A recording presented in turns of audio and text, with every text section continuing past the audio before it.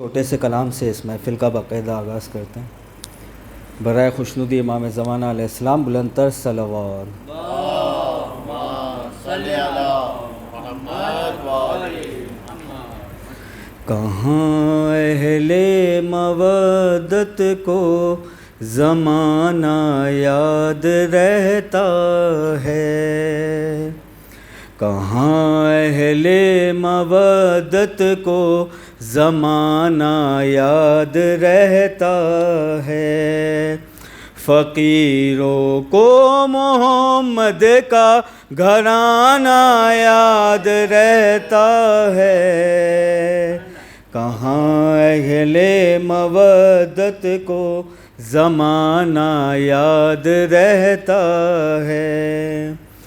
ہم اپنے نام کی تختی لگانا بھول سکتے ہیں، ہم اپنے نام کی تختی لگانا بھول سکتے ہیں، علم عباس کا گھر پر لگانا یاد رہتا ہے، کہاں اہل مودت کو زمانہ یاد رہتا ہے۔ ہمیں تو باب علم شہر سے خیرات ملتی ہے، ہمیں تو باب شہر علم سے خیرات ملتی ہے، تو ہر لمحہ ہمیں وہ آستانہ یاد رہتا ہے، کہاں اہل مودت کو زمانہ یاد رہتا ہے۔ کسی میدان میں پسپا نہیں ہوتے ہیں وہ جن کو، کسی میدان میں پسپا نہیں ہوتے ہیں وہ جن کو، علی کے نام کا نعرہ لگانا یاد رہتا ہے، یا علی، کہاں اہل مودت کو زمانہ یاد رہتا ہے۔ اور بطور خاص تبرہ صرف اہل بیت کے دشمن کا دل چیرے، تبرہ صرف اہل بیت کے دشمن کا دل چیرے، یہ ایسا تیر ہے جس کو نشانہ یاد رہتا ہے، کہاں اہل مودت کو زمانہ یاد رہتا ہے۔ علی مولا علی مولا علی مولا علی مولا علی مولا علی مولا علی مولا علی مولا۔ میرے بچوں کو بھی یہ ایک ترانہ یاد رہتا ہے، کہاں اہل مودت کو زمانہ یاد رہتا ہے۔ ہم ایسے ہیں مسافر ہر پڑاؤں میں جنہیں خرم، ہم ایسے ہیں مسافر ہر پڑاؤں میں جنہیں خرم، علی کا ذکر سننا اور سنانا یاد رہتا ہے، کہاں اہل مودت کو زمانہ یاد رہتا ہے۔ بر محمد وآل محمد صلوات۔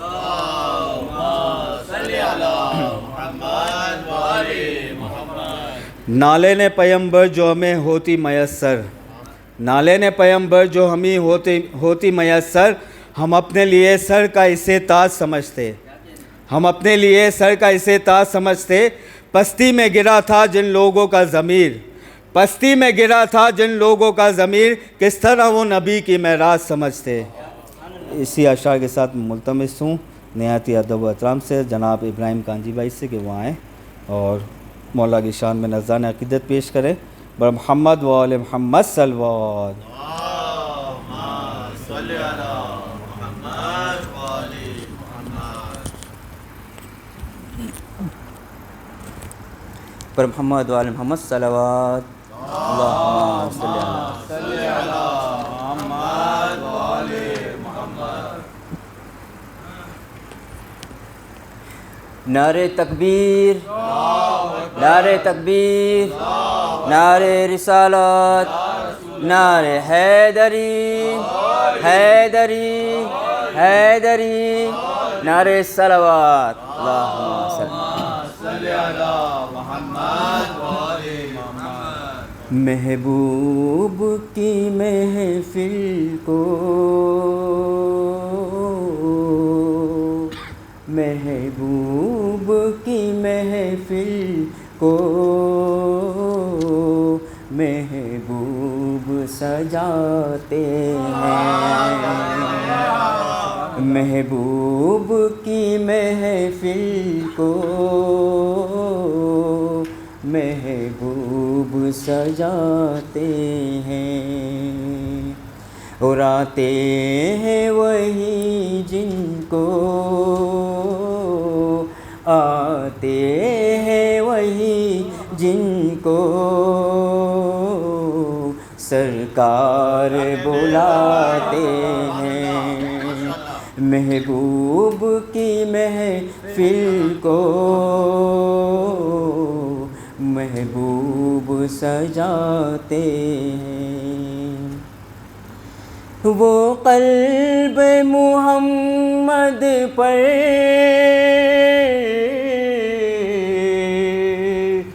اتری تھی بہت پہلے،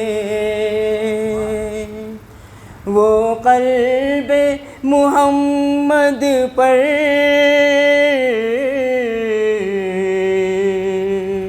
اتری تھی بہت پہلے. جبریل جو لا کر آیات سناتے ہیں، جبریل جو لا کر آیات سناتے ہیں. جو لوگ حقیقت میں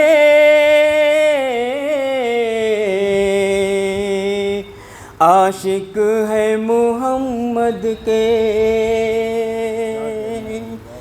جو لوگ حقیقت میں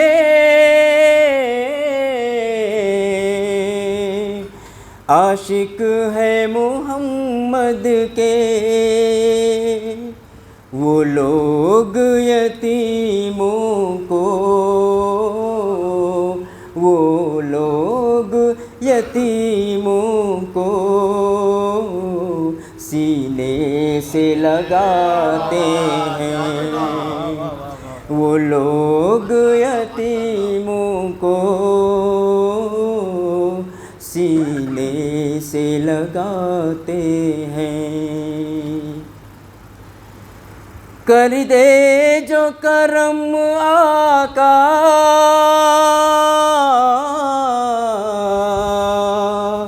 انسان تو انسان ہے،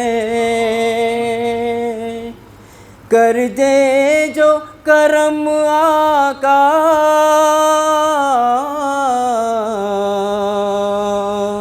انسان تو انسان ہے. کنکر بھی ہتھیلی پر، کنکر بھی ہتھیلی پر قرآن سناتے ہیں. کنکر بھی ہتھیلی پر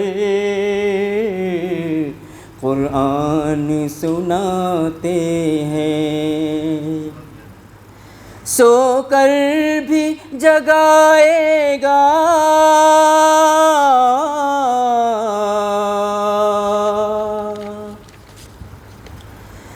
اسلام کی قسمت کو ہائے سو کر بھی جگائے گا،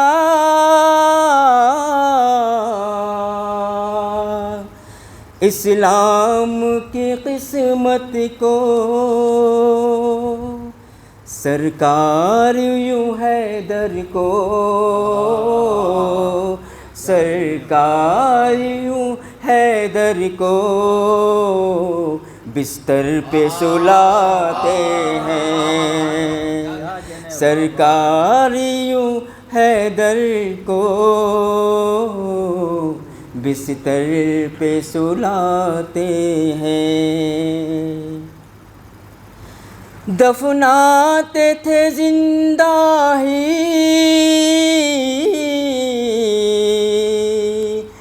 جس دور میں بیٹی کو، دفناتے تھے زندہ ہی جس دور میں بیٹی کو،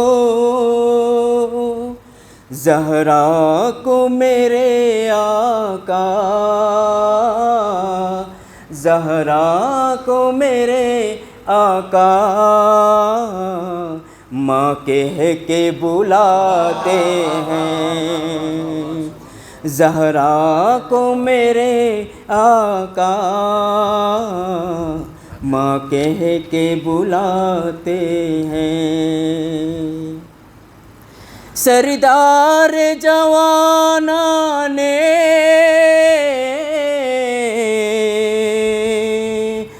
جنت ہے وہی بچے، سردار جواناں نے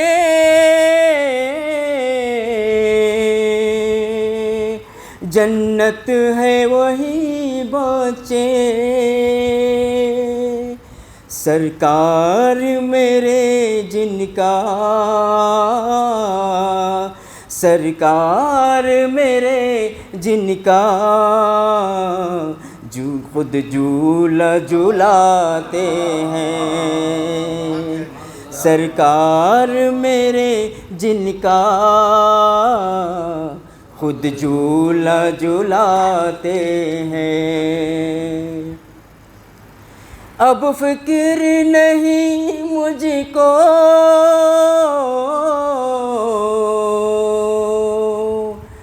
گریش قیامت کی،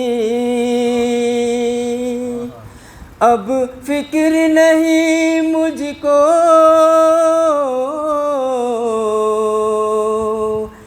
گریش قیامت کی، سرکار ابو طالب، سرکار ابو طالب جب نعت لکھاتے ہیں، سرکار ابو طالب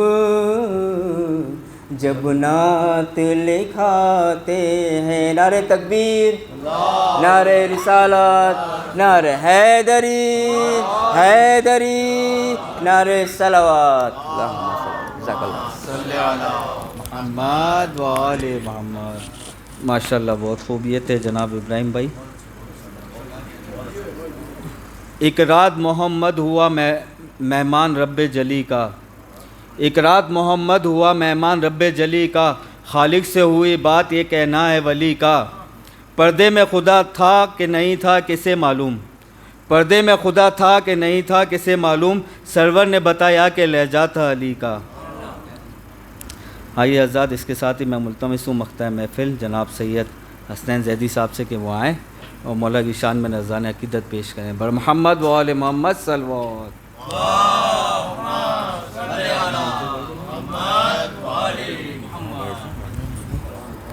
نعرہ تکبیر، نعرہ تکبیر، نعرہ رسالت، نعرہ حیدری، بلند آواز سے نعرہ حیدری، نعرہ صلوات، صلی اللہ محمد و آل محمد۔ بارگاہ خداوند سے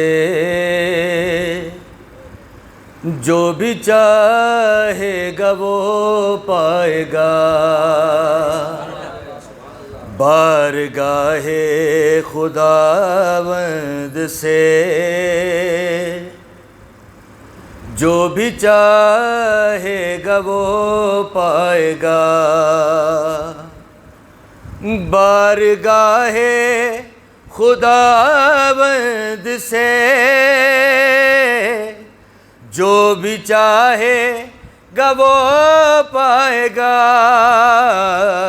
اس کی قسمت سنور جائے گی جو محمد کا ہو جائے گا۔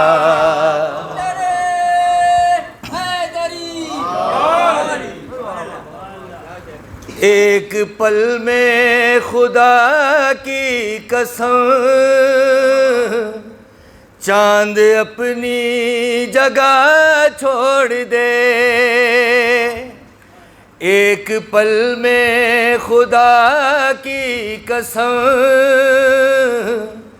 چاند اپنی جگہ چھوڑ دے، جب محمد کی انگشت کا ایک اشارہ جو ہو جائے گا، بارگاہ خداوند سے جو بھی چاہے گا وہ پائے گا۔ عاشقان محمد سنو کہ ہیں کتنے حسین مصطفیٰ، عاشقان محمد سنو کہ ہیں کتنے حسین مصطفیٰ، حسن خیر الورا دیکھ کر حسن یوسف بھی شرمائے گا، بارگاہ خداوند سے جو بھی چاہے گا وہ پائے گا۔ درود پڑھیے محمد و آل محمد پر۔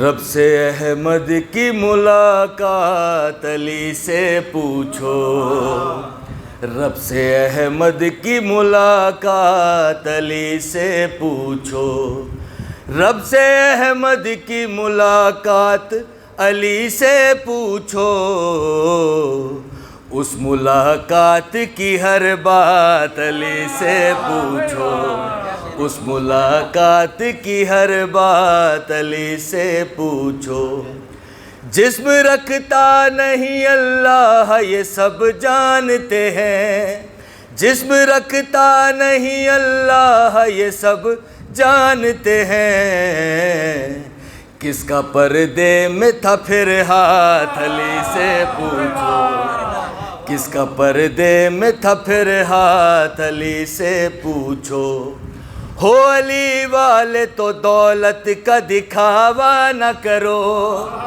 ہو علی والے تو دولت کا دکھاوا نہ کرو، کیسے کی جاتی ہے خیرات علی سے پوچھو، کیسے کی جاتی ہے خیرات علی سے پوچھو، بزمیں تک نہیں، بزمیں تک ہی نہیں ان کی امامت محدود، بزمیں تک ہی نہیں ان کی امامت محدود، آسمانوں کے بھی حالات علی سے پوچھو، آسمانوں کے بھی حالات علی سے پوچھو، کیسے ہوتی ہیں رسولوں کی دعائیں مقبول، کیسے ہوتی ہیں رسولوں کی دعائیں مقبول، کیا ہے تہذیب مناجات علی سے پوچھو،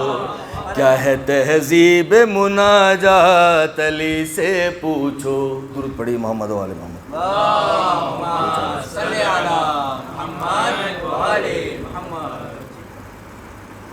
جو علی کی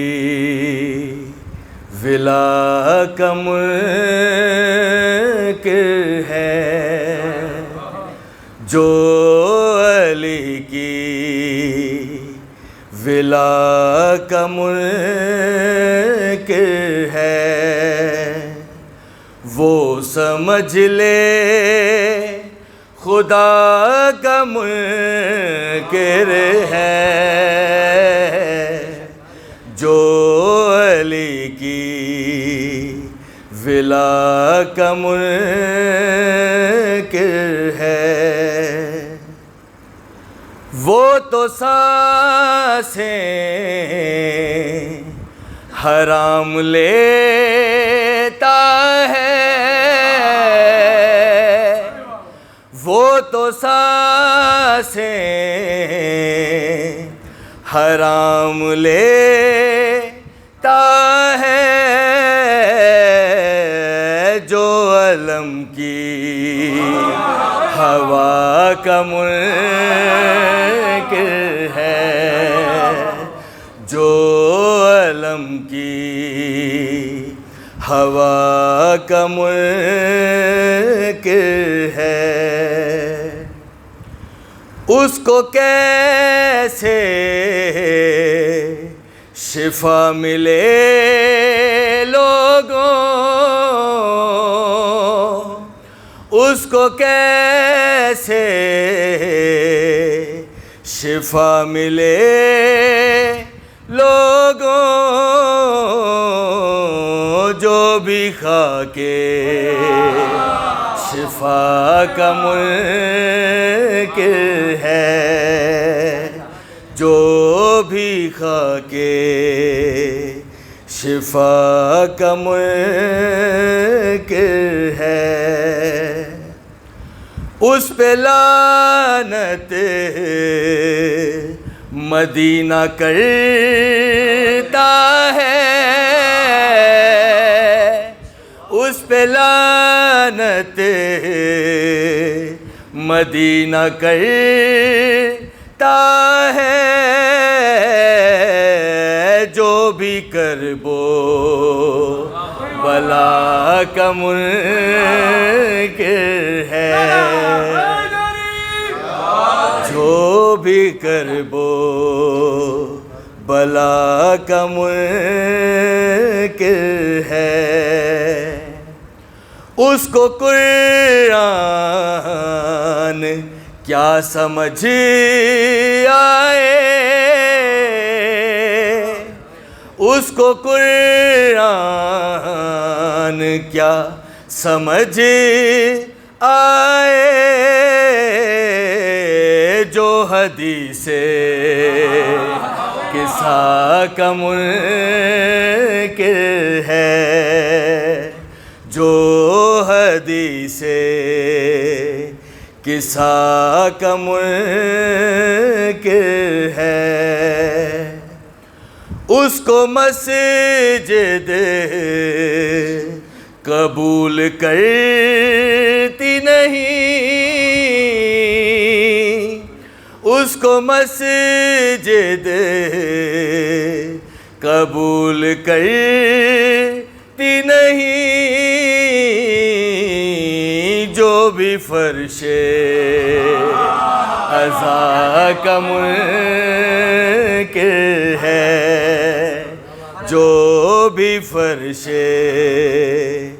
عزا کا منکر ہے، اس کو دوزخ بھی منہ لگاتی نہیں، اس کو دوزخ بھی منہ لگاتی نہیں. جو میری فاطمہ کا منکر ہے، جو میری فاطمہ ماں کا منکر ہے. درود پڑھی محمد والے محمد.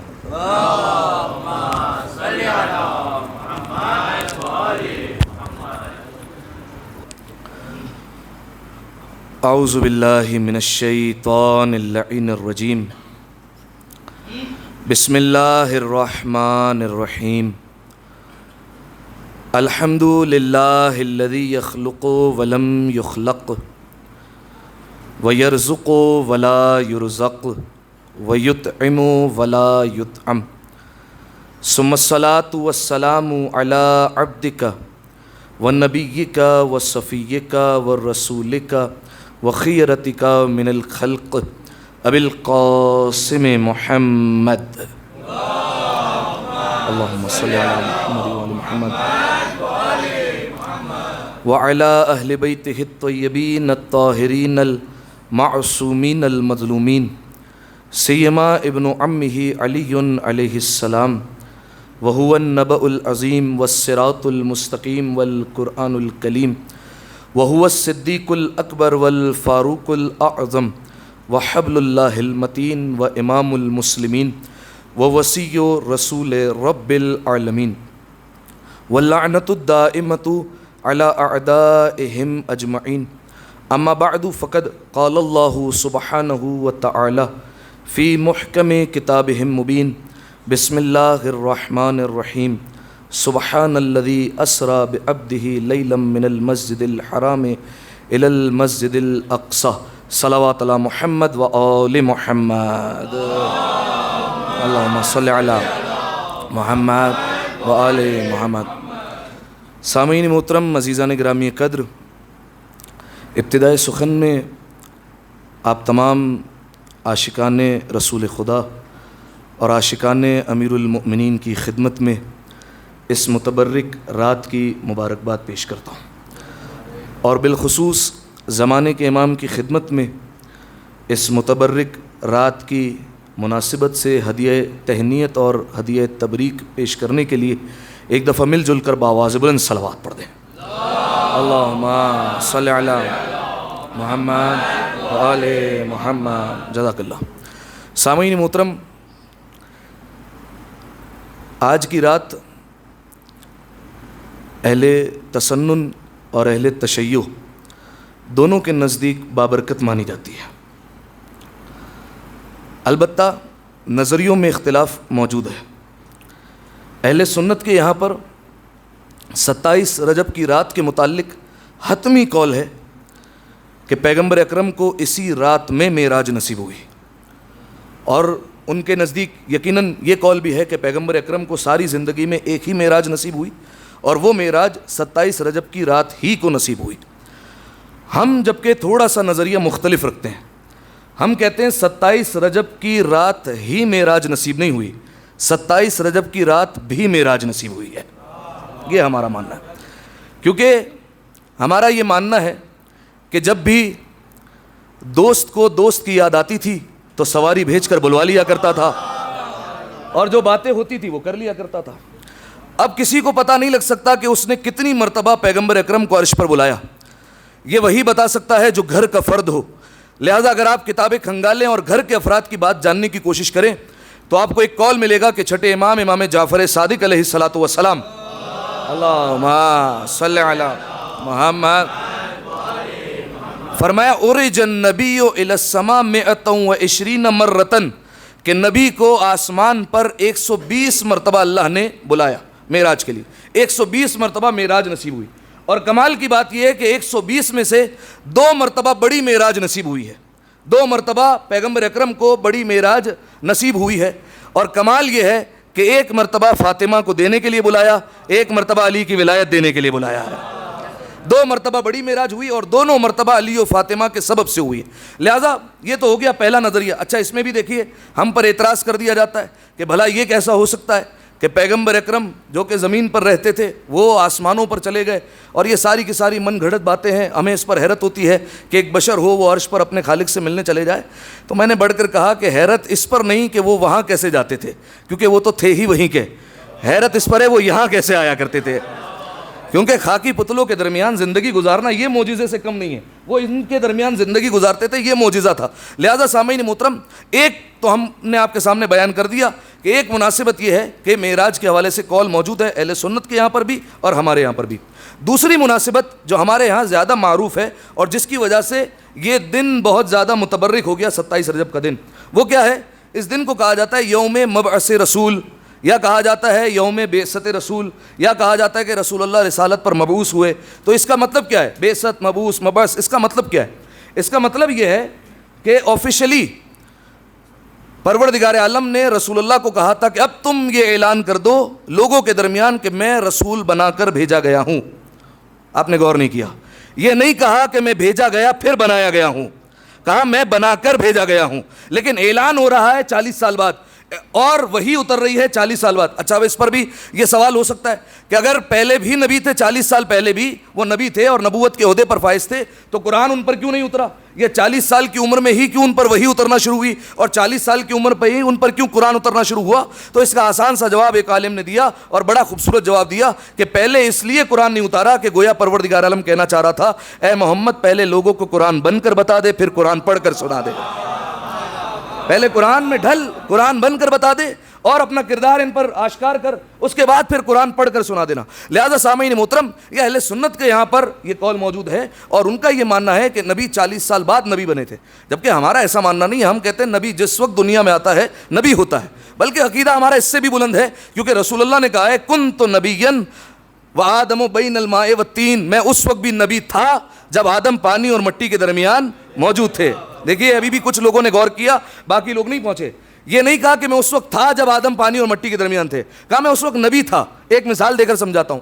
بعض اوقات ایسا ہوتا ہے کہ ایک بزرگ کسی بچے کو کہتے ہیں، ٹھیک ہے، مذاق مستی میں کہہ دیتے نا کہ بیٹا ابھی تمہاری عمر ہی کیا ہے؟ صحیح ہے، ابھی ہمارے سید حسنین بزرگ بیٹھے ہوئے ہیں یہاں پر، وہ ہم سے کہیں اور کہیں کہ قبلہ آپ جس وقت دنیا میں نہیں تھے میں اس وقت بھی تھا، یہ بات الگ ہے، ٹھیک ہے۔ لیکن ایک بزرگ دوسرے جو ہے وہ شخص کو کہے کہ میں اس وقت بیٹا موجود تھا جب تم نہیں تھے، یہ جملہ نہیں کہا کہ جب تم نہیں تھے میں اس وقت پرنسپل تھا، ٹھیک ہے، یہ بات علیحدہ ہے۔ پیغمبر یہ نہیں کہہ رہے جب آدم پانی اور مٹی کے درمیان تھے تو میں اس وقت تھا، کہا نہیں، میں اس وقت نبی تھا۔ اب نبی جو ہے وہ دیکھیے ایک آفیشیل عہدہ ہے، ٹھیک ہے۔ نبی کا کام کیا ہے؟ نبی کا کام ہے ہدایت کرنا، نبی کا کام ہے پڑھانا، نبی کا کام ہے تعلیم دینا۔ اب سوال تو اٹھے گا کہ جب آدم پانی اور مٹی کے درمیان ہے، ابھی انسانیت کا آغاز نہیں ہوا، ابھی ایک بشر بھی زمین پر نہیں آیا، تو یہ پیغمبر اکرم نبی ہے، نبی کا کام تو ہے تعلیم دینا، تو تعلیم کس کو دیتے تھے؟ سوال اٹھے گا نا بھائی، کوئی ایسا ہونا چاہیے جو پڑھنے والا ہو، جو نبی جسے پڑھاتے ہوں، کوئی ہونا چاہیے۔ اب یہ سمجھ میں کیسے آئے؟ تو اب چھٹے امام کا ایک قول ملتا ہے، چھٹے امام نے فرمایا ان اللہ بعث محمدا وہو روح، اللہ نے محمد کو اس وقت نبی بنایا تھا جب وہ روح تھے۔ اے میرے مولا کس کی طرف بنا کر بھیجا تھا؟ کس کو پڑھاتے تھے؟ فرمایا الی الانبیاء وہم ارواح، فرمایا انبیاء کی طرف بھیجا، در حالانکہ وہ عالم ارواح میں موجود تھے، یعنی پڑھانے والے تھے رسول خدا، اور پڑھنے والوں میں نام تھا آدم کا بھی ہے، نوح کا بھی ہے، ابراہیم بھی ہے، موسیٰ بھی ہے، یحییٰ بھی ہے، خضر بھی ہے، الیاس بھی ہے، یہ سارے پڑھنے والے ہیں اور رسول اللہ استاد ہے۔ ابھی آگے سمجھ میں آ جائے گا اور کون استاد ہے، لیکن دیکھیے رسول اللہ پڑھاتے ہیں اور یہ سارے نبی پڑھتے ہیں۔ اب اگر کسی کو حیرت ہو یہ کیسے ہو سکتا ہے کہ رسول اللہ کو تو اللہ خود پڑھائے اور باقی نبیوں کی ذمہ داری لگا دے رسول اللہ پر، کیا گارنٹی ہے کہ رسول اللہ نے پڑھایا تھا؟ تو اس پر دلیل سن لیجئے۔ یقیناً روایت آپ کے ذہنوں میں ہوگی، لیکن میں نتیجہ دینے لگا ہوں اور روایت کی طرف اشارہ کر دیتا ہوں۔ آپ جانتے ہیں ایک نبی گزرے ہیں جناب ابراہیم علیہ السلام، ان کا لقب ہے خلیل خدا، یعنی اللہ کے دوست۔ ہمارے رسول کا بھی یہی لقب ہے، ہمارے رسول بھی اللہ کے دوست ہیں، لیکن ان کا لقب ہے حبیب خدا، ٹھیک ہے۔ جناب ابراہیم خلیل خدا، اللہ کے دوست، اور جناب ختمی مرتبت حبیب خدا، دونوں دوست ہیں، لیکن دوستی میں فرق ہے دونوں کی، ٹھیک ہے۔ ایک دوست وہ ہے کہ جو اپنے دوست سے کہتا ہے کہ تو مجھے وہ دکھا دے تاکہ مجھے اطمینان آ جائے، ایک دوست یہ ہے۔ ایک دوست کو جب ارادہ ہوتا ہے تو سواری بیچتا ہے اور بلوا لیا کرتا ہے، تو دوستی میں فرق ہے۔ لہذا پیغمبر اکرم حبیب خدا، ابراہیم خلیل خدا۔ جناب ابراہیم کے بارے میں ہمارا ماننا یہ کہ رسول اللہ کے بعد سب سے افضل نبی جو ہے وہ ہے جناب ابراہیم علیہ السلام، ٹھیک ہے، اسی لیے ان کا لقب ہے شیخ الانبیاء۔ جناب ابراہیم علیہ السلام پروردگار عالم کے حکم سے ان کا جو روزگار تھا وہ یہ تھا کہ وہ جانور چرایا کرتے تھے، ٹھیک ہے۔ کئی نبیوں کو یہ روزگار اللہ کی طرف سے عطا ہوا ہے، ٹھیک ہے، کوئی اور کاروبار بھی تو کیا جا سکتا تھا نا، لیکن سارے نبیوں نے تمام کاروبار کو چھوڑا اور ایک کاروبار کرتے تھے، وہ کیا تھا کہ جانوروں کو چرایا کرتے تھے، ان کا یہ کام تھا، ٹھیک ہے۔ کیوں؟ وجہ یہ ہے جو علماء نے بیان فرمائی کہ پروردگار عالم کا ارادہ یہ تھا کہ تمہیں آگے چل کر انسانوں کو سنبھالنا ہے، تو جانوروں کو پہلے سنبھال لو، کیونکہ انسان میں کچھ ایسے بھی ہوں گے جو جانور سے بدتر ہوا کریں گے، لہذا تم جانوروں کو سنبھالو۔ تو اب جو ہے وہ جناب ابراہیم، ایک اور نقطہ عرض کر دوں، ایک بات ذہن میں آ گئی، باقی نبیوں نے بھی ہمارے نبی کی طرح یہ غلہ بانی کی ہے اور جانوروں کو چرایا کرتے تھے، لیکن ایک فرق ہے، جانتے فرق کیا ہے؟ باقی نبیوں کو جو ریوڑ عطا ہوا وہ 4 پیروں والا عطا ہوا، نہیں پہنچے آپ؟ ہمارے نبی کو جو ریوڑ عطا ہوا وہ 4 پیر والا بھی ہوا، 2 پیر والا بھی ہوا۔ جو 4 پیر والے تھے وہ گھاس کھاتے تھے، جو 2 پیر والے تھے وہ بھاگ کھایا کرتے تھے، 2 پیر والے بھاگ کھا جایا کرتے تھے۔ تو اب جو ہے وہ ہر ایک کو جو ہے وہ پروردگار عالم نے یہ عہدہ عطا کیا اور یہ کاروبار سے نوازا۔ تو اب جناب ابراہیم علیہ السلام یہ کاروبار کرتے ہیں، جانوروں کو چرایا کرتے تھے، نکل جایا کرتے تھے صبح صبح۔ تو اب جب نکلے تو فوراً کانوں میں ایک آواز آئی، اور وہ آواز آئی سبوح قدوس رب الملائکۃ والروح، یہ آواز آئی، تسبیح کی آواز آئی پروردگار عالم کی کہ تسبیح کر رہا ہے کوئی۔ تو فوراً جناب ابراہیم علیہ السلام نے مڑ کر دیکھا تو پہاڑ کے دامن میں ایک حسین و جمیل شخص بیٹھ کر تسبیح کر رہا ہے۔ دیکھیے یہ ہماری بھی عادت ہے، ہم کہیں سے راستے سے جا رہے ہو، ہم جس منقبت خاں کو، نوحہ خاں کو پسند کرتے ہیں، اس کی آواز آ جائے کانوں میں تو ہم رک کر دیکھتے تو ہے کہاں سے آواز آ رہی ہے، ٹھیک ہے۔ تو اب جناب ابراہیم علیہ السلام کو پروردگار عالم کی تسبیحوں سے عشق تھا، تو جیسے ہی آواز آئی سبوح قدوس رب الملائکۃ والروح، تو فوراً متوجہ ہوئے، یہ کس نے کہا؟ تو دیکھا انسان ہے، حسین و جمیل ہے، تو فوراً کہا کہ یہ تو میرے خدا کی تسبیح کر رہا ہے۔ کہا کہ صرف آپ کا خدا نہیں، وہ میرا خدا بھی ہے، میں اس کی تسبیح کر سکتا ہوں۔ کہا کہ اچھا ایک بار اور سنا دے۔ کہا اچھا سنا تو دوں، لیکن اب ملے گا کیا؟ کہا یہ جو بکریاں دیکھ رہا ہے اس میں سے آدھی بکریاں تیرے حوالے کر دوں گا۔ کہا ٹھیک ہے۔ اب پھر اس نے سنایا سبوح قدوس رب الملائکۃ والروح، جیسے ہی سنایا تو کہا یہ آدھی بکریاں تیری ہے، ایک اور بار سنا دے۔ اب جب دوبارہ سنانے کا کہا اب کیا ملے گا؟ کہا یہ بچی آدھی بکریاں بھی تجھے دے دوں گا۔ آپ نہیں پہنچے، جو عاشق ہوتا ہے اسے لٹانے میں مزہ آیا کرتا ہے۔ اب لوگ نہیں پوچھے حسین کے نام پر اتنا کیوں خرچ کیا جاتا ہے، کیوں سبیلیں لگتی ہے، کیوں تبرک بانٹے جاتے ہیں، جو عاشق ہوتا ہے اس کا مزاج یہی ہوتا ہے۔ لہذا کہا کہ آدھی بکریاں بھی دے دوں گا۔ پھر تسبیح سنائی، اب جب ایک اور بار تسبیح سنائی تو کہا کہ ایک اور بار سنا دے، دیکھیں نتیجہ دینے لگا ہوں۔ ایک اور بار جب تسبیح سنائی گئی تو کہا کہ اب کیا ملے گا؟ کہا کہ میں تیری غلامی میں آ جاؤں گا۔ کہا ٹھیک ہے۔ اب جب ایک اور بار تسبیح سنائی تو وہ شخص جو ہے وہ جانے لگا وہاں سے۔ ابراہیم نے کہا رکو ٹھہرو، میں بھی تمہارے ساتھ چلتا ہوں، میں نے وعدہ کیا تھا کہ میں تمہاری غلامی کروں گا، میں تمہارے ساتھ چلتا ہوں، میں تمہارے ساتھ چلوں گا۔ جیسے یہ کہا تو اس نے کہا کہ ابراہیم رہنے دو، یہ مجھے کچھ بھی نہیں چاہیے، میں انسان نہیں ہوں، میں تو فرشتہ ہوں۔ اب وہ فوراً اپنی حقیقی صورت میں آیا، کہا میرا نام جبرائیل ہے۔ جناب ابراہیم نے دیکھا جبرائیل تم یہاں، تم انسان کی صورت میں کیا کر رہے ہو؟ کہا دراصل پروردگار عالم نے مجھے یہاں پر بھیجا تھا تاکہ میں تمہارا امتحان لے سکوں کہ تم مال کو ترجیح دیتے ہو یا اللہ کے ذکر کو ترجیح دیتے ہو۔ اب یہاں پر بچے بیٹھے ہیں، ان سے میں پوچھتا ہوں بیٹا بتاؤ پہلے پڑھایا جاتا ہے یا امتحان لیا جاتا ہے؟ پہلے پڑھاتے ہیں یا ایگزام لیتے ہیں؟ پہلے پڑھایا جاتا ہے بعد میں امتحان لیا جاتا ہے۔ تو اب یہ طے ہو گیا کہ جب پہلے پڑھاتے ہیں اور بعد میں امتحان لیتے ہیں اور ابراہیم کا امتحان ہو رہا ہے تو پوچھو پڑھانے والا کون تھا، پڑھایا کس نے تھا، یہ پوچھا جائے۔ تو اب جو ہے وہ پڑھانے والے کا نام، استاد کا نام کیا ہے؟ محمد مصطفیٰ۔ ثقلین نہیں بول رہے آج، پڑھانے والے کا نام کیا ہے؟ محمد مصطفیٰ ہے، ٹھیک ہے۔ اب جو ہے وہ جب پڑھانے والے کا نام محمد مصطفیٰ ہے تو اب رسول اللہ کی ایک حدیث ہے انا و علی من نور واحد، میں اور علی ایک نور سے ہیں۔ تو اب مجھے کہنے دیجئے پڑھانے والا مصطفیٰ تھا، مرتضیٰ تھا، مجتبیٰ تھا، فاطمہ تھی، شہید کربلا، اور پڑھنے والے باقی سارے انبیاء ہوتے تھے اور یہ پڑھایا کرتے تھے، ٹھیک ہے۔ تو یہ بات درمیان میں آ گئی، میں نے آپ کے سامنے بیان کر دیا کہ رسول اللہ تو پہلے بھی نبی تھے، لیکن جو ہے وہ مبعوث برسالت ہوئے 40 سال کی عمر میں۔ ان کو کہا گیا اعلان کیجیے، آپ غار حرا میں موجود تھے، 5 آیتیں اتری، اقرا بسم ربک الذی خلق، خلق الانسان من علق، یہ 5 آیتوں کا سلسلہ اترا نبی اکرم پر، اور کہا گیا کہ آج سے آپ آفیشلی رسول ہیں، ٹھیک ہے۔ تو یہ ہے ہمارے یہاں کانسیپٹ، یہ ہے یوم مبعث، ٹھیک ہے۔ اب اس کی جو فضیلت ہے وہ انشاءاللہ آخر میں جو ہے وہ 2-3 منٹ میں آپ کے سامنے بیان کر دی جائے گی۔ یہ یوم مبعث کے بعد جب رسول اللہ 40 سال کی عمر میں مبعوث برسالت ہو گئے، اس کے ٹھیک 10 سال بعد، 11 سال بعد یا 12 سال بعد رسول اللہ کو معراج نصیب ہوئی اور رسول اللہ معراج پر گئے۔ دیکھیے معراج کا عقیدہ ہمارے یہاں مسلمات میں سے ہے، ٹھیک ہے، اہل سنت کے یہاں بھی ہمارے یہاں بھی معراج سب کو ماننی ہے، لیکن اہل سنت اور ہمارے یہاں درمیان ایک فرق پایا جاتا ہے۔ اہل سنت یہ کہتے ہیں کہ رسول اللہ سوتے سوتے خواب میں معراج پر چلے گئے تھے، ان کی روح معراج پر گئی ہے۔ ہم کہتے ہیں نہیں، جسم کے ساتھ گئے تھے۔ خواب میں جانا کمال تھوڑی ہے، خواب میں تو ہم بھی چلے جاتے ہیں، سوتے ہیں، کبھی کدھر پہنچے ہوتے ہیں، کبھی کدھر پہنچے ہوتے ہیں۔ خواب میں جانا کمال نہیں ہے، ہماری روح بھی کہیں چلی جاتی ہے۔ کمال یہ ہے کہ انسان جسم کے ساتھ معراج پر جائے، ٹھیک ہے، اپنے جسم کے ساتھ معراج پر گئے۔ اچھا آپ ان سے پوچھیے کہ آپ کیوں کہتے ہیں کہ جسم کے ساتھ معراج پر گئے؟ جواب دیکھیے گا، آپ جسم کے ساتھ معراج پر کیوں نہیں کہتے، آپ یہ کیوں کہتے ہیں؟ تو وہ کہتے ہیں دراصل ایک ام المومنین نے کہا ہے کہ رسول اللہ معراج پر گئے تو وہ میرے حجرے میں ہی رکے تھے اور کنڈی ہل رہی تھی، پانی بہ رہا تھا، اور رسول اللہ نے اگلے دن ہمیں بتایا کہ معراج پر گئے تھے، لیکن میں نے دیکھا رسول اللہ تو بستر پر تھے۔ تو رسول اللہ، اس کا مطلب ہے کہ روح معراج پر گئی تھی، خواب میں چلے گئے تھے، ان کا جسم معراج پر نہیں گیا۔ ایک آیت پڑھ دوں بات باطل ہو جائے گی، سبحان الذی اسری بعبدہ من المسجد الحرام۔ ان مومنہ سے جو شادی ہوئی ہے وہ شادی ہوئی ہے مدینہ میں، رسول اللہ معراج سے گئے ہیں مکہ سے، ٹھیک ہے. بات اگر لینی ہو تو اوتھینٹک لی جائے, ٹھیک ہے. یا جملہ بدل کر کہہ دوں کہ بات اگر لینی ہو تو صحابی سے لو, ابو ہریرہ سے نہیں لیا کرو. اگر بات ایسے راویوں سے لوگوں کے جو بعد میں ایمان لایا ہے تو پھر روایت ایسے ہی پہنچے گی. لہٰذا سامعین محترم, رسول اللہ کو معراج نصیب ہوئی مکہ سے. اب جب معراج ہوئی تو وہ کہتے ہیں روح گئی, ہم کہتے ہیں جسم گیا. ٹھیک ہے. اب اس کی دلیل بھی اسی آیت میں موجود ہے. سبحان الذی, پاک ہے وہ ذات, اسرا, جو اپنے بندوں کو لے گیا راتوں رات, عبدا من المسجد الحرام الی المسجد الاقصی. ٹھیک ہے. راتوں رات لے گیا اپنے بندے کو, کہاں سے؟ مسجد الحرام سے مسجد اقصی تک. مسجد اقصی آسمانوں کے بالکل کونے پر جو مسجد ہے, اقصی کہتے ہیں بالکل انتہائی مسجد, وہاں پر لے کر گیا. ٹھیک ہے. اچھا دیکھیے دلیل کیا ہے آیت میں کہ جسم کے ساتھ گئے تھے. لفظ ہے عبد, ٹھیک ہے, بندہ. بندہ آپ روح کو کہتے ہیں, روح کو کہتے ہیں بندہ ہے. اس بندے کے جسم سے بندہ نکل گیا, یہ کبھی کہا ہے آپ نے؟ نہیں. روح نکل گئی, روح علیحدہ ہے, بندہ الگ ہے. عبد ایک انسان پر اس وقت صدق آتا ہے جب جسم اور روح آپس میں ملتے ہیں, تب کہتے ہیں بندہ. ٹھیک ہے. جب جسم اور روح ملتے ہیں تب کہا جاتا ہے بندہ. میں پھر کہہ رہا ہوں, یہ لفظ یاد رکھیے گا, اسی پر نتیجہ ہے. عبد اس کو کہتے ہیں جب جسم اور روح ملتے ہیں تب کہا جاتا ہے عبد, تب کہا جاتا ہے بندہ. ٹھیک ہے. اب سن لیجئے یہ دلیل کیسے بنی.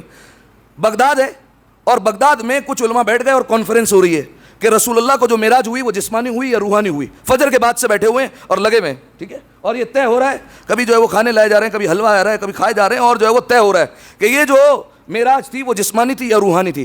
بالآخر جب مغرب کا وقت ہونے والا تھا تو انہوں نے کہا کہ یہ معراج روحانی معراج تھی. ٹھیک ہے. اب جب یہ کہا تو باہر سے بہلول دانا گزر رہے تھے. ٹھیک ہے. اب اس کے یہ جو ہے ایک جگہ بیٹھا ہوا تھا, وہاں میں بات کر رہا تھا. یہ دیوانے تھے نہیں, علامہ تھے, مرجع وقت تھے. ٹھیک ہے. ان کی طرف لوگ رجوع کرتے تھے مسئلے میں. یہ دیوانے کیوں ہوئے تھے, وجہ کیا تھی, وجہ آپ کے سامنے میں رکھتا ہوں. دیکھیے بات ہوتی ہے ائمہ علیہ السلام پر یقین پر. روایت میں ہے کہ ہارون نے بہلول دانا سے قتل کا فتویٰ مانگا تھا کہ آپ فتویٰ دیں کہ ساتویں امام کو قتل کر دیا جائے. اور بھی لوگوں سے مانگا, کچھ لوگوں نے ڈر کر فتویٰ دے دیا کہ ہم جو ہے وہ فتویٰ دیتے ہیں قتل کا, کچھ لوگوں نے نہیں دیا تو ان کو زندان میں ڈلوا دیا, کچھ لوگوں نے نہیں دیا تو ان کو قتل کروا دیا. بہلول دانا سے پوچھا کہ تم فتویٰ دو امام کاظم کے قتل کا, ہمیں فتویٰ چاہیے. بہلول نے کہا ایک رات کی مہلت دے دو, کل تمہیں فتویٰ مل جائے گا. کہا ٹھیک ہے. رات ہوئی, رات میں بہلول دانا پریشان ہے کہ کیا جائے اور کیا کریں کہ جو ہے وہ ہم بچ جائے اس معاملے سے. تو فوراً اب یقین دیکھیے, انہوں نے ایک جو ہے وہ جس کو کہتے ہیں ایک پتھر اٹھایا چھوٹا سا جس کے دو طرف تھے, اس ایک پتھر پر انہوں نے لکھا میم. ٹھیک ہے. اور اس کو اچھالا اور کہا کن فی المدینہ, مدینہ پہنچ جا. بات یقین پر ہوتی ہے حضور. ٹھیک ہے. بات ساری ہے یقین کی. ہم اگر مولا کی زری تھام کر بھی کہتے ہیں نا, دعا مانگتے ہیں, تو ہمارے ذہن میں شک ہوتا ہے پتہ نہیں ہوگا یا نہیں ہوگا. یہ بات ہے یقین کی. کن فی المدینہ, مولا کے پاس وہ ٹھری پہنچی. مولا نے جب دیکھا میم لکھا ہے, مولا نے اس کو پلٹا اور لکھا جیم اور کہا کن فی البغداد, بغداد پہنچ جا. بہلول کے پاس پہنچا. اب یہ ماجرا کیا ہے, اس پہ لکھا تھا میم, میم کا مطلب مافل, مولا کیا کروں, قتل کا فتویٰ مانگا ہے. مولا نے کہا جیم, جنہ, دیوانہ ہو جا, دیوانہ ہو جا. اگلا دن ہوا, بہلول دانا نے لکڑی کو گھوڑا بنایا اور رستے میں نکلتے ہوئے ہٹو ہٹو رستہ دو, میرے گھوڑے کو رستہ دے دو یہاں سے. لوگوں نے کہا بہلول تو پاگل ہو گیا, پاگل پر شریعت نافذ ہوتی نہیں ہے. ہارون کے پاس خبر پہنچی, ہارون نے بہلول کو بلوا لیا, کہا تم پاگل ہو گئے, کل تک تو ٹھیک تھے. وہ بہلول نے جو ہے وہ طریقے کی باتیں کرنا شروع کر دی. کہا ٹھیک ہے اب جاؤ, کیا کہیں, پاگل پر شریعت نافذ نہیں ہوتی ہے, ہم نے تمہیں چھوڑ دیا. وہاں سے نکلے تو ہارون نے کہا یہ بہلول میں جانتا ہوں پاگل ہوا نہیں ہے, یہ ایسے کا ماننے والا ہے جو یقین پر فائز ہے. فرمایا مجھے پتا ہے بہلول ایسے گلے کی ہڈی ہے جسے نہ اگل سکتے ہیں نہ نگل سکتے ہیں. فرمایا ہمیں بتائیے دیوانہ ہے نہیں. تو اب بہلول دانا, وہ کانفرنس ہو رہی ہے اور طے ہو رہا ہے روحانی معراج یا جسمانی معراج. مغرب کا وقت ہوا اور انہوں نے آخری جملہ کہا کہ معراج روحانی تھی. بہلول گزرے وہاں سے, پتہ چل گیا کہ یہاں پر کیا بات ہو رہی ہے. فوراً اندر آئے, کہا کہ آج میرا ارادہ ہے میں نماز پڑھاؤں. اب ان کی نظر میں تو دیوانے نا, کہنا چاہیے تھا دیوانے کے پیچھے نماز نہیں ہوتی, لیکن کہا ہماری نماز ہر ایک کے پیچھے ہو جاتی ہے, کھڑے ہو جاؤ. اب جو ہے وہ بہلول کو آگے کر دیا انہوں نے. بہلول جا کر آگے جو ہے وہ کھڑے ہو گئے. اور جو ہے وہ ان کی عادت تھی کہ جوتوں کو بغل میں رکھا کرتے تھے اور مصلے پر آ جاتے تھے بہلول دانا. اب جب آئے مصلے پر تو انہوں نے سورہ کی تلاوت شروع کی. بسم اللہ الرحمن الرحیم, الحمدللہ رب العالمین الرحمن الرحیم. سورہ ختم ہوا, اس کے بعد سورہ بنی اسرائیل کی تلاوت شروع کی. بسم اللہ الرحمن الرحیم, سبحان الذی اسرا, آگے لفظ بعبدہ, انہوں نے کہا سبحان الذی اسرا بروحہ, پاک ہے وہ ذات جو راتوں رات روح کو لے کر گئی. تو فوراً جو پیچھے کھڑے تھے وہ کہنے لگا بعبدہ. یہ لقموں کا جو آغاز ہوا ہے نا وہ وہیں سے ہوا ہے. ٹھیک ہے. وہ کہا کہ سبحان الذی اسرا بعبدہ, فرمایا کہ بعبدہ, عبد کو لے کے گئے. بہلول نے پھر آیت پڑھی سبحان الذی اسرا بروحہ, جو روح کو لے کر گئی. پھر انہوں نے جو ہے لقمہ دیا بعبدہ, پھر بہلول نے روح پڑھا, انہوں نے پھر عبد کہا. بہلول نے نماز کے درمیان مڑ کر کہا میں بھی تو یہی کر رہا ہوں, بندے کو لے کر گیا تھا.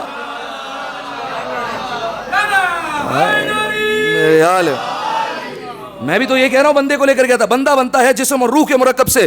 تم کہہ رہے ہو روح کو لے کر گئے, قرآن کہہ رہا ہے کہ عبد کو لے کر گیا. اور عبد کب ہوتا ہے؟ جب جسم اور روح ساتھ ملا کرتے ہیں. لہذا سامعین محترم, ہمارے مسلمات میں سے کہ معراج جو ہے وہ رسول اللہ کو جسمانی ہوئی. اب کئی رسول اللہ نے مناظر دیکھے معراج پر, کئی جو ہے وہ مشاہدات کیے. ایک جو ہے وہ بلکہ اس پر اشرا پڑھا جا سکتا ہے معراج پر کیا کیا مناظر رسول اللہ نے دیکھے, اور کئی باتیں ہو سکتی ہیں. ایک منظر میں آپ کے سامنے بتا دیتا ہوں. یہ رسول اللہ جا رہے ہیں, جبریل کے ساتھ سفر کر رہے ہیں اور جنت میں پہنچ گئے. اب دیکھیے جو جنت میں مناظر دیکھے وہ بہت سارے ہیں. رسول اللہ نے دیکھا ایک خاتون ہے جنت میں موجود ہے. رسول اللہ تو آپ جانتے ہیں جسم دیکھ کر بتا دیں, روح دیکھ کر بتا دیں کہ اس کی کیا حیت ہے, یہ کیا گناہ کر کے آیا ہے. تو جیسے ہی اس خاتون کو دیکھا تو جبریل سے کہا یہ بدترین گناہ میں ملوث تھی. تو جناب جبریل نے کہا جی یا رسول اللہ یہ زناکار تھی دنیا میں. کہ یہ جنت میں کیا کر رہی ہے, جنت میں کیسے پہنچ گئی؟ فرمایا کہ یا رسول اللہ بات یہ ہے کہ تھی تو بدکارہ, تھی تو گنہگار, لیکن دیکھیے بات یہ ہوتی ہے پروردگار عالم کو ایک نیکی بھی پسند آ جائے. ٹھیک ہے, یہ راستے سے گزر رہی تھی, اس نے دیکھا ایک سنسان راستہ ہے اور وہاں پر ایک عین نجس جانور موجود ہے, کتا کھڑا ہوا ہے وہاں پر, اور وہ پیاس سے بلک رہا ہے, قریب ہے کہ مر جائے گا. اس نے جب اس کو دیکھا تو اس کے دل میں رحم آیا.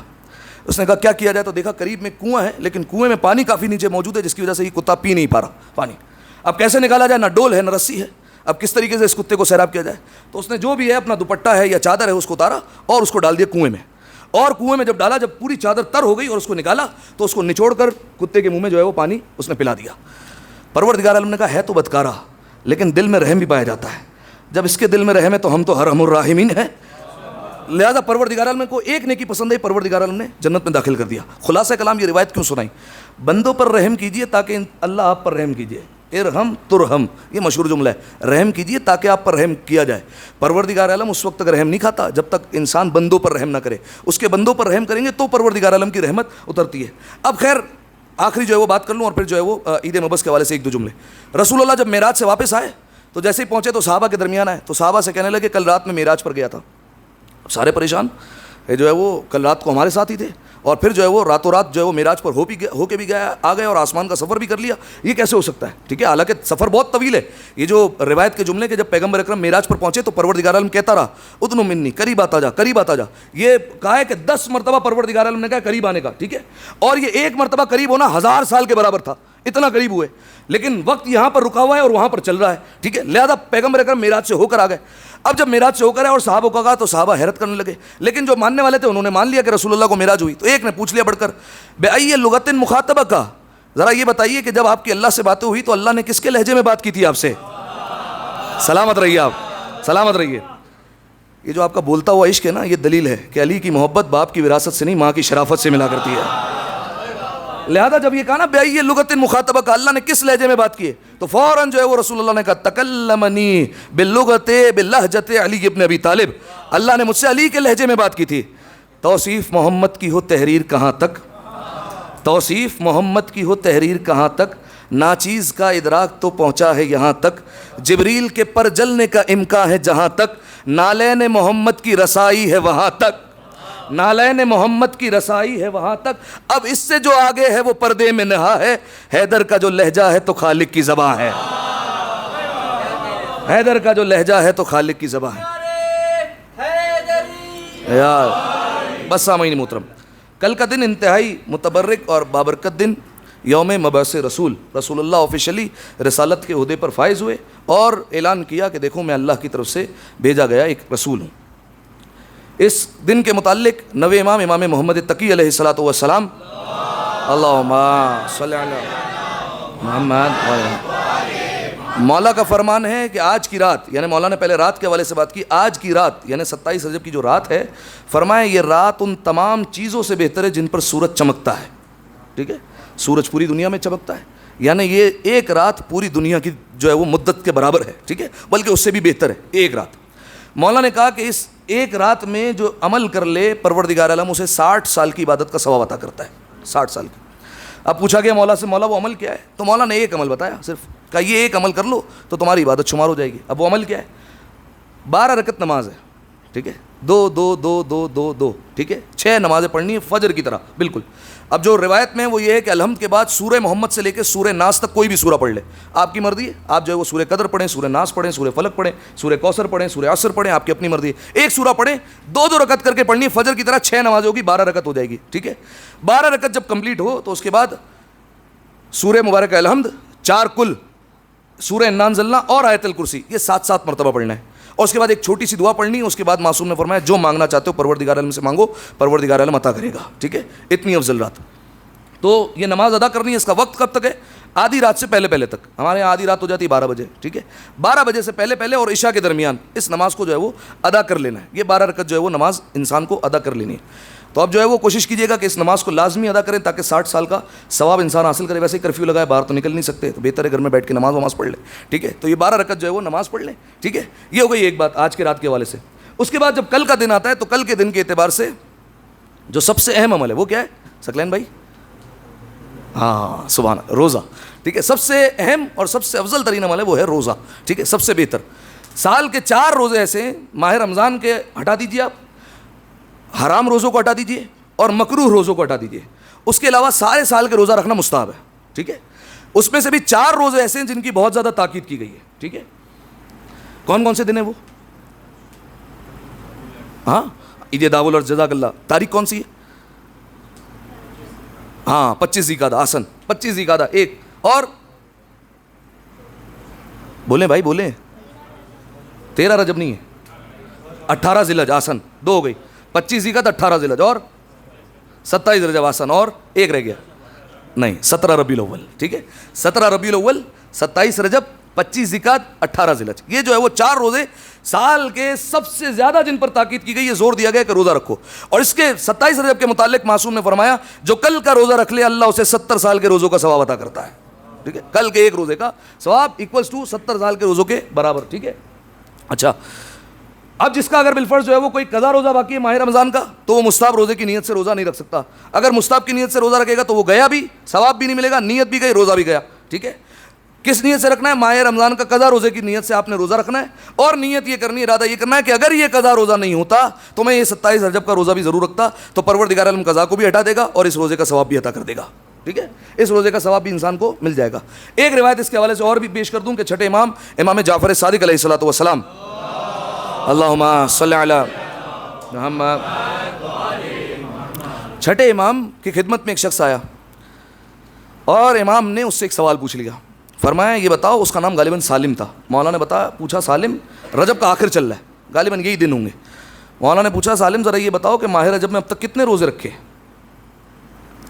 تو اس نے کہا مولا اب تک تو ایک بھی نہیں رکھا. صحیح ہے. تو اب جب اس نے یہ کہا تو آپ یہ فرض کر لیجئے, یہاں پر میں رک کر ایک جملہ کہتا ہوں ہمیشہ, کہ آپ یہ فرض کر لیجئے آپ مولا کے پاس پہنچ گئے, ٹھیک ہے, چھٹے امام کی خدمت میں. پروردگار ہمیں زمانے کے امام کی زیارت نصیب فرمائے. آپ پہنچ گئے مولا کی خدمت میں اور مولا نے آپ سے پوچھ لیا اگر آپ نے اب تک روزہ نہیں رکھا. مولا نے پوچھ لیا ہاں بتاؤ بھائی اب تک کتنے روزے رکھے, اور آپ نے کہہ دیا کہ اب تک نہیں رکھا. سامنے امام اور امام پوچھ رہا ہے, تو شرمندگی تو ہوئی کہ مولا ایک بھی روزہ نہیں رکھا. امام نے فرمایا تو نے اتنا ثواب ضائع کر دیا ہے جس کو خدا کے علاوہ کوئی بھی نہیں جانتا, اتنا ثواب تیرے ہاتھ سے نکل گیا ہے. اب جب شرمندگی ہوئی تو اس نے کہا کہ مولا اب بھی 2-3 دن رہ گئے, 3-4 دن رہ گئے, تو اب روزہ رکھ لوں؟ مولا نے کہا اگر اب بھی کوئی ایک روزہ رکھ لے رجب کا, تو فرمایا کہ وہ قبر کی اور موت کی تمام سختیوں سے محفوظ ہو جائے گا, ایک روزہ رکھ لے اگر. پھر فرمایا اگر کوئی 2 رکھ لیتا ہے تو میں یہ ضمانت دیتا ہوں کہ وہ پولیس رات کو بھی آسانی سے عبور کر جائے گا, اور اگر 3 روزے رکھ لیتا ہے تو فرمایا پھر وہ قیامت کی ہولناکیوں سے بھی بچ جائے گا, اور جہنم کا اسے پروانہ لکھ کر دے دیا جائے گا کہ یہ شخص جہنم سے آزاد ہے, اسے جہنم میں نہیں بھیجا جا سکتا, ٹھیک ہے. تو یہ فضیلت ہے کل کے, اگر بالفرض اب تک کسی نے نہیں رکھا کل کا جو ہے وہ روزہ لازمی رکھے. اب میں کیوں بیان کر رہا ہوں؟ میں اس لیے بیان کر رہا ہوں کہ میں تو انشاءاللہ رکھوں گا ہی رکھوں گا, آپ رکھیں گے تو ہمیں بھی اس میں ثواب میں کمیشن مل جائے گا کچھ نہ کچھ, ٹھیک ہے, تو ہمیں بھی ثواب مل جائے گا ساتھ میں. تو کوشش کریں کہ کل کا روزہ جو ہے وہ لازمی رکھیں, ٹھیک ہے. اس کے علاوہ کل کی جو ہے وہ اور چیزیں کئی کہ جو ہے وہ ایک جو اہم عمل ہے وہ ہے امیر المومنین کی زیارت پڑھنا, ٹھیک ہے.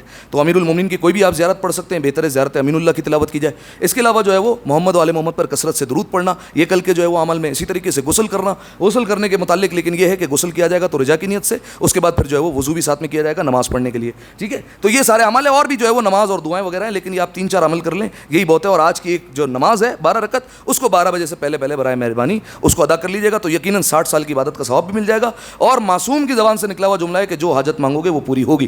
ٹھیک ہے، تو ذہن میں یقین ہونا چاہیے بہلول کی طرح کہ اگر یہ کنکری اچھالیں گے تو مدینہ پہنچے گی. ٹھیک ہے، اسی طریقے سے یقین ہونا چاہیے کہ مولا نے کہا ہے تو دعا قبول ہوگی. ٹھیک ہے، آئیے آخر میں پروردگار عالم سے دعا کرتے ہیں کہ پالنے والے ہماری اس عبادت کو اپنی بارگاہ میں قبول فرما، تمام گناہ صغیرہ اور کبیرہ کو معاف فرما. میرے مالک جتنے حاضرین تشریف فرما ہے میرے مالک تمام کی حاجات کو اپنی بارگاہ میں قبول فرما. میرے مالک تجھے واسطہ ہے ماہ رجب، ماہ شعبان، ماہ رمضان کی عظمتوں کا، جتنی ولادتیں، جتنی شہادت جن جن ہستیوں کی گزری ان سب کا واسطہ ہے. میرے مالک تمام مؤمنین کی پریشانیوں کو آسان فرما، جنت البقیع کی تعمیر کے اسباب جلد از جلد مہیا فرما، تمام مقامات مقدسہ کی حفاظت فرما، بالخصوص سرزمین شام پر شہزادی زینب اولیاء اور شہزادی سکینہ کے روضوں کی حفاظت فرما. زمانے کے امام کے ظہور میں تعجیل فرما، ہمیں ان کے اعوان و انصار میں شمار فرما. ان تمام دعاؤں کی قبولیت کے لیے، اپنی صحت و سلامتی کے لیے، تمام مؤمنین کی صحت و سلامتی کے لیے، اپنے آپ کو خود مبارکباد پیش کرنے کے لیے، زمانے کے امام کی خدمت میں مبارکباد پیش کرنے کے لیے، اور بالخصوص خانوادہ رسالت رسول اللہ امیر المومنین کی خدمت میں مبارکباد پیش کرنے کے لیے 3 دفعہ مل کر بآواز بلند صلوات عطیہ کریں. صلی اللہ علیہ